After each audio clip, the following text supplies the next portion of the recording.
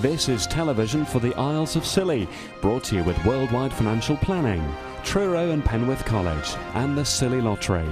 From Radio Scilly, this is scillytv.com.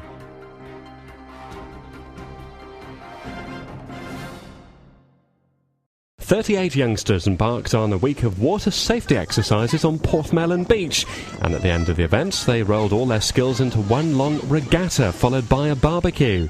The sessions have been arranged by the Community Safety Partnership and Devon and Cornwall Police in Scilly. Youngsters learned rescue skills with policeman Dave Horban. We've been doing it all week. Part of the sort of water week, we've been introducing surf lifesaving.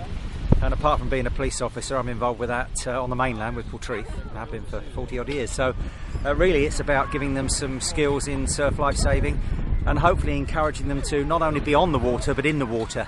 So I think they need to improve sort of the swimming techniques, and it's been going really well. Freya Wild says she gained a lot from exercises on the beach. Probably grab a board and try and get them on the board as quickly as possible, get them out the water. Is there anything you've learned not to do? You have to be quite careful and make sure they're not hurt, and don't pull them around if they're unconscious or something. And Jess Kirk said she developed some favourite activities during the week-long programme of sessions. Windsurfing. So another windsurfer? Yeah. Are you going to continue with it? Yeah, definitely. So what's it feel like to be on the board then when the wind's up and you're just sailing out around the bay? It's just really fun, but it's really scary when you're heading for rocks. Andy Thomas is from the Community Safety Partnership and says the sessions have gone well. I think it's gone brilliantly, but of course the people to ask are the kids.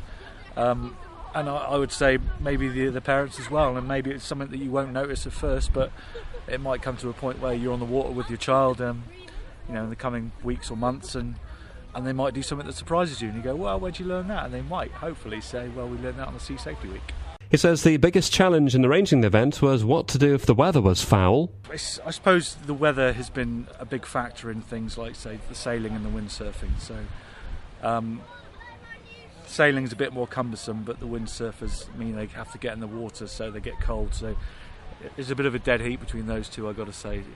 We had a bit of a windy day on yesterday and Wednesday. So logistically, we had our fingers crossed that the weather would be favourable for the whole week, but we also had a plan that if it wasn't to be, we would do something else with them. Will it happen again? Partners are uncertain whether funding will be available with government cutbacks. I'd like to think so, but as with a lot of government departments, we can't really speak for any sort of period longer than this October at the moment, because obviously that's when the big announcements are going to be made regarding changes in funding. So hopefully, fingers crossed, it'll happen again next year, but we'll see.